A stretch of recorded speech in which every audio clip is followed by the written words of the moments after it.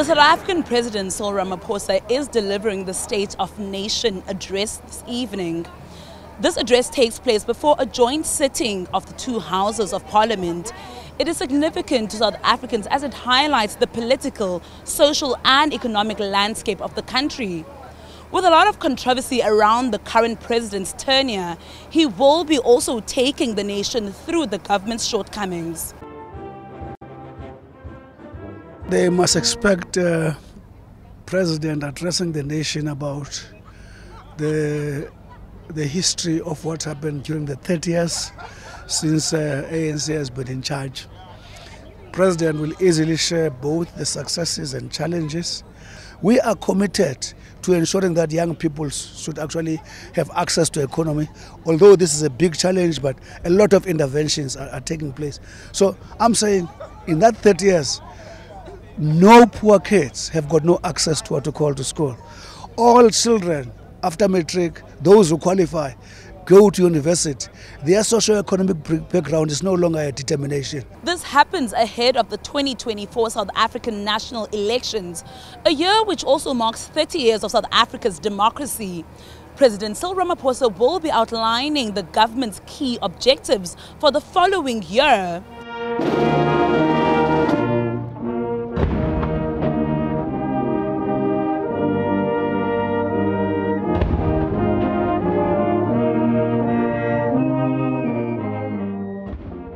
The story of the first 30 years of our democracy can best be told through a number of initiatives that have been embarked upon in the 30 years. But I think that the story can best be told through the life of a child who was born at the dawn of our democracy called Tintswalo. Tintswalo, democracy's child, grew up in a society that was worlds apart from the South Africa of her parents, South Africa of her grandparents and great-grandparents. We set out a clear plan to end load shedding, which we have been implementing with a single-minded focus through the National Energy Crisis Committee.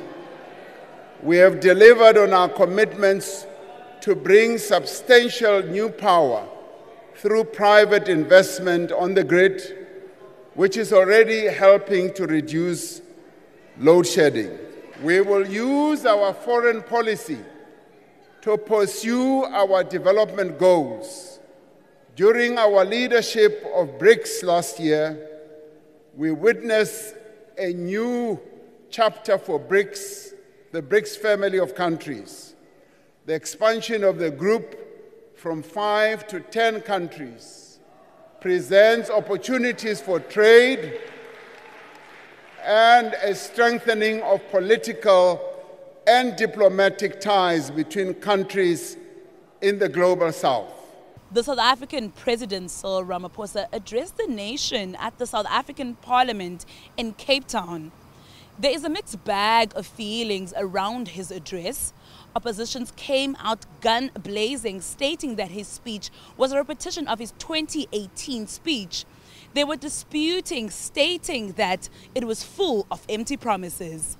The reality is that he had to conjure up a fictitious person to tell us that this person who lives in South Africa is happy and taken care of.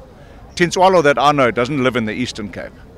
The Tintswalo that lives in the Eastern Cape lives in a home that has electricity infrastructure and water, but water doesn't come out of the taps and there's no electricity.